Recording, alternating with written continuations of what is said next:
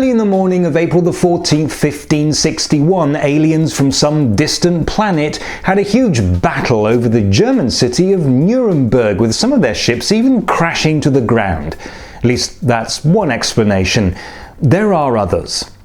Okay, what am I talking about? Well, I'm glad you asked. I'm talking about this, a hand-coloured woodcut by a certain Hans Glaser.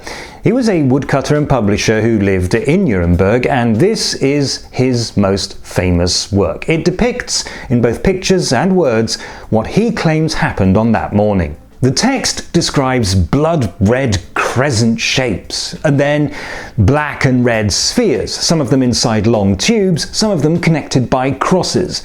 These fought each other for about an hour and then fell to earth and burned. Finally, something that looked like a huge black spear appeared. It certainly sounds like a bunch of UFOs battling it out. But not surprisingly, most historians and scientists, and even a few ufologists, don't think that this is a very likely explanation. Glaser himself didn't think that it was aliens from another planet. He thought it was a warning from God. He didn't know what God was trying to say, but he was certain that it was a message, and one that people needed to take seriously. This happened quite a lot in those days. There are many similar reports from other cities at various different times. One of the most famous happened just 5 years later in the Swiss city of Basel.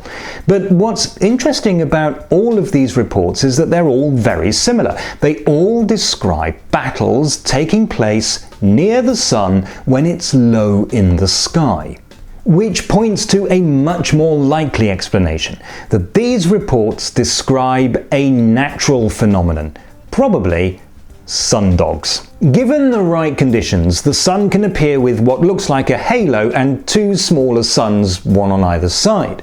And sometimes also a whole lot of other strange shapes in many different colours and intensities. These days we know that these effects are caused by sunlight bouncing off ice crystals in the atmosphere, but back then people could only think that it had to be supernatural. Glaser probably was not an eyewitness. It seems a bit more likely that he was told of this event by other people. In fact, these people might even have been describing different events at different times. In other words, Glaser got second and third hand accounts of different things and put them all together and added a religious message. But there are a couple of things about this woodcut that are quite odd. For example, it shows the city of Nuremberg, but it's missing the imperial palace, which is strange because in Glaser's time it was already very old and it was the most famous landmark of the city. But there's another detail in the bottom right. It appears to show St. Leonard's Church in flames, but that church burned down completely in 1508, and at the time the supposed battle took place had only just been rebuilt. We know for certain that Glaser lived and worked in Nuremberg from 1538 or before until his death in 1573, and he would have been a young boy when the church was destroyed. So, was he deliberately lying? Was this fake news? Or maybe that's not what the woodcut shows. Maybe it actually shows some cannons near the church being fired. We probably can't know for sure, but the evidence for it being an actual space battle is incredibly thin.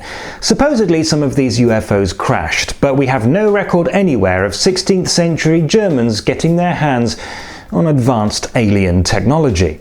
Also, why would aliens cross vast distances of empty space in order to have a battle in our planet's atmosphere?